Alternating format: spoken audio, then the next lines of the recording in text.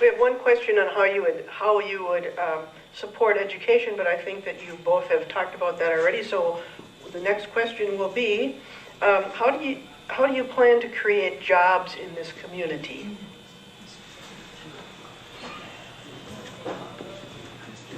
They've talked a little bit about that, about a robust bonding bill. And you know, I think it was like $300 million. It's just not enough. You know, people talk about $1 billion, and that's something that should be done immediately.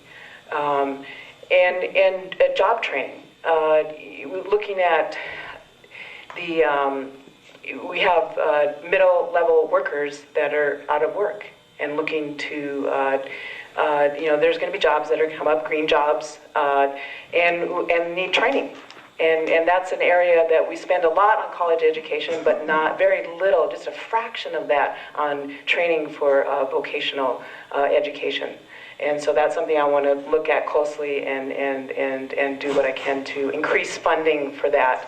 And for those that don't have skills, I mean, again, it's, you know, having the option, education, and the systems there to support them through that.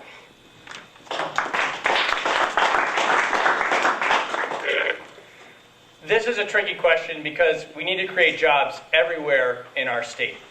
And having specific plans to create jobs in a specific geographic region is always a little bit tricky.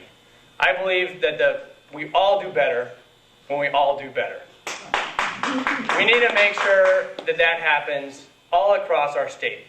Specifically for this community, I think we especially need to address the racial disparities that we see in employment. And I think the best way to do that, as already mentioned, is having specific language in the bonding bill to make sure that that happens and there are jobs for people of all racial backgrounds.